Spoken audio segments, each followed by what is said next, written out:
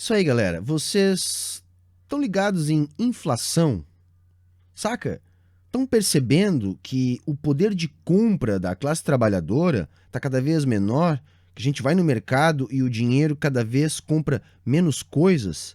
Pois é, isso é inflação. O desemprego até caiu um pouquinho, só que, poxa, ainda está alto pra caramba e a renda do trabalhador vem diminuindo muito. Por isso que a fome aumentou. E aí, quando a gente fala da inflação, os apoiadores do presidente Jair Bolsonaro dizem que, ora, isso é mundial, não é culpa do presidente, mas, poxa, será mesmo? Então vamos começar com os números. O Brasil hoje está rodando aí uma inflação por volta dos 12%. Estados Unidos, que vem com uma inflação muito preocupante para padrões deles mesmos, vem rodando aí 8,5% mais ou menos, e a zona do euro está com uma inflação de mais ou menos 8%. Só que a gente tem que comparar com os nossos vizinhos aqui. E aí, para efeito de comparação, a gente tem economias como a do México e a do Chile, que são do porte da brasileira, que estão rodando aí 7,5% de inflação, mais ou menos. E tem a Colômbia, que também dá para a gente comparar, que está com mais ou menos 5,5% de inflação ao ano. Se a gente quiser pegar um exemplo extremo, tem a Costa Rica, que está apresentando uma inflação aí na volta dos 13,5%. O lance que eu vou deixar aqui nos comentários, um estudo da OCDE, que de 44 países, o Brasil vem apresentando a quarta pior taxa de inflação nesse momento. Então a gente até pode dizer que tem sim inflação no mundo todo, como a gente pode ver aí pelos números, mas a nossa inflação é pior. Só que não é só isso. Quando a gente olha com mais atenção para os dados, o nosso problema é ainda mais grave. O Brasil está rodando aí 12% mais ou menos de inflação, com mais ou menos 10% de desemprego. Nos Estados Unidos a inflação está em 8,5%, mas o desemprego está em 3,5%. Na Europa, 6,5%. No Chile, 7% e no México, 4,5%. Então quer dizer que a gente não só tem a pior inflação, como o pior nível de emprego. O quadro geral da nossa economia é pior. Nosso PIB deve crescer 1,5%, assim como o do Chile e o do México. Estados Unidos deve crescer 2,4%, talvez menos, e a zona do euro também está aí prometendo um crescimento de 2,5%, 2,7%. Então a gente cresce menos. Crescemos 4,6% em 2021. O México cresceu 5% e o Chile 11,7%. Em um ano, a renda do brasileiro caiu 10%. No primeiro trimestre de 2022, 8,7%. Veja, num período onde a economia não está tendo mais restrições em função da pandemia. E aí, quando a gente compara com países de economia parecida com a nossa, tipo Chile e México, a nossa renda é muito baixa, ela é 30% ao menos menor que a renda do mexicano e mais de 60% menor que a renda no Chile. Então, beleza, a gente já entendeu que tem inflação no mundo todo, que a nossa é pior. Vamos começar entendendo as diferenças agora da nossa inflação para essa inflação que está rolando no mundo. Então vamos se interrogar o que está causando essa inflação no mundo inteiro. Será que é por causa do dinheiro farto injetado pelos bancos centrais na economia? Será que é por causa dos lockdowns lá na China que estão aí bagunçando as cadeias produtivas e provocando a elevação dos preços? Será que é a invasão da Ucrânia e a consequente onda de bloqueios em relação ao que vem da Rússia? Para entender isso, vamos voltar lá atrás. Para resolver a crise de 2008, houve uma grande emissão monetária a juros zero, a juros negativos. Isso fez haver inflação sobre os ativos financeiros, reflexo de uma economia que tem o seu crescimento garantido pela atividade financeira e não pela atividade produtiva. Sendo assim, não houve retomada do crescimento com aumento da demanda. Houve uma expansão da primazia do setor financeiro como força motriz do crescimento do capitalismo. E também concentração da riqueza, elevação das fortunas dos super ricos. Então vejam, a elevação dessas fortunas tem a ver com a manutenção dessa dinâmica que privilegia a especulação financeira. O fato é, galera, que essa expansão monetária ficou presa no setor financeiro, não gerando a demanda necessária para a retomada do crescimento. Entre 2009 e 2020, não se conseguia sequer 2% de inflação. Sendo assim, a explicação a partir da nova rodada de emissão monetária alta não é boa. A explicação a partir dos lockdowns e da guerra faz sentido, mas não é suficiente. Porque é evidente que as restrições ao petróleo, ao gás, aos fertilizantes, ao trigo e tudo mais que pode vir da Rússia impacta, assim como a interrupção dos fluxos que vêm da China. Só que quando a gente tem uma inflação derivada da elevação dos custos por causa de desorganização de cadeias produtivas, nós também temos a elevação dos custos de mão de obra. Os salários também tendem a subir. E o que se tem notado é que os preços estão subindo muito mais que os salários. Vejam, isso é mais um indicador de que há algo errado na economia capitalista. Outro indicador também é a dificuldade que a elevação da taxa de juros nos Estados Unidos está tendo para conter essa onda inflacionária.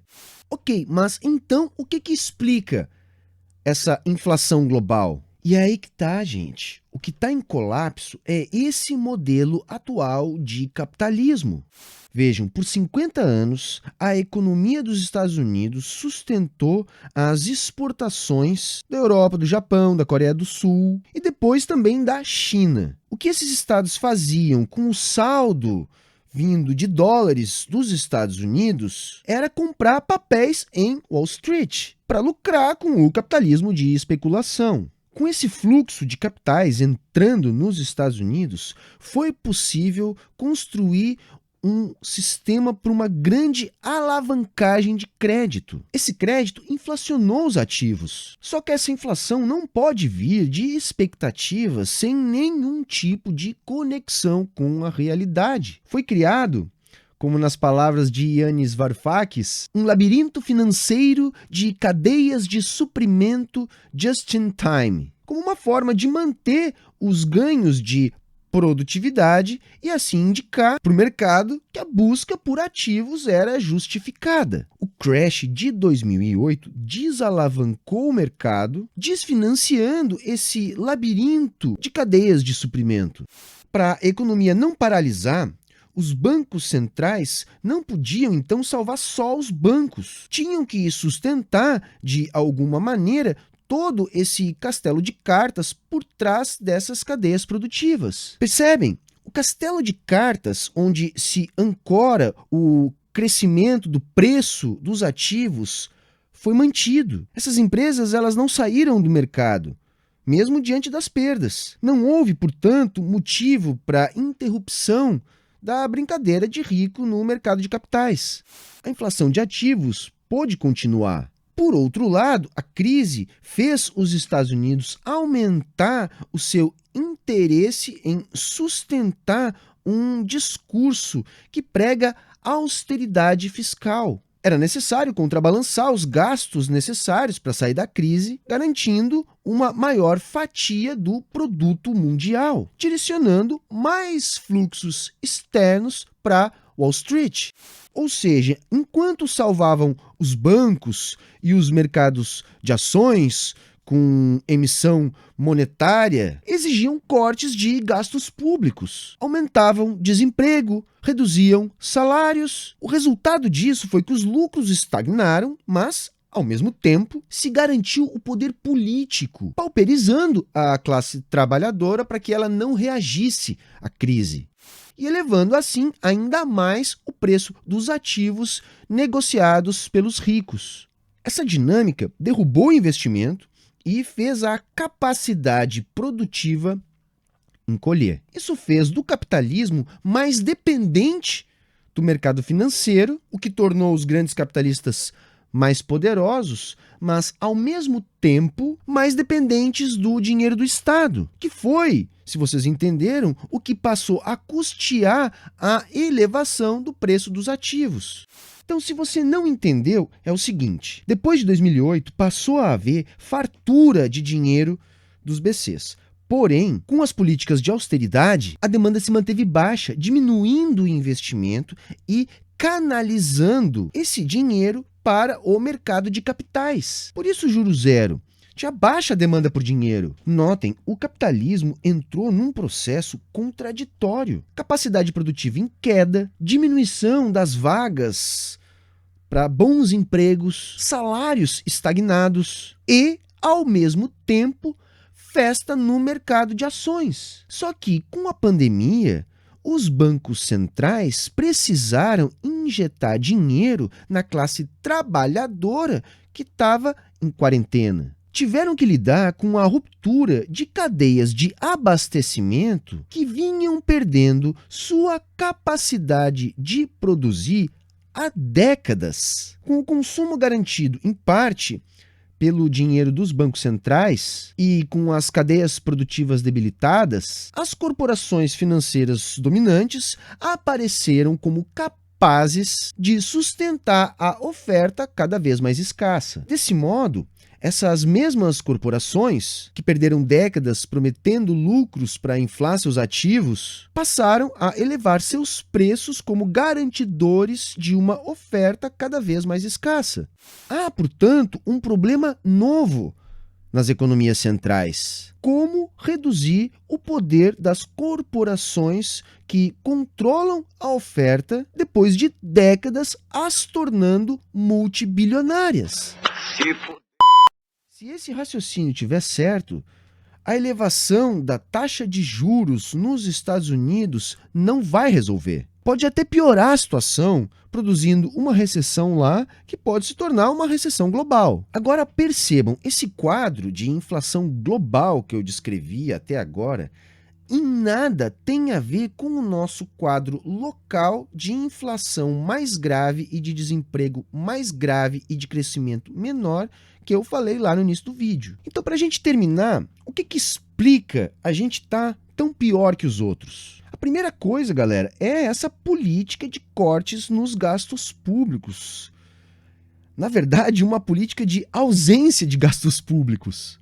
Isso mantém a demanda muito baixa, mantendo baixo o nível de emprego e mantendo baixo os salários. A segunda explicação é a ausência de política pública para a segurança alimentar. Veja, com o fim dos estoques regulatórios dos alimentos e com essa falta crônica no mercado mundial, a atitude de exportar dos nossos produtores não fica contrabalançada, elevando em muito o custo da alimentação.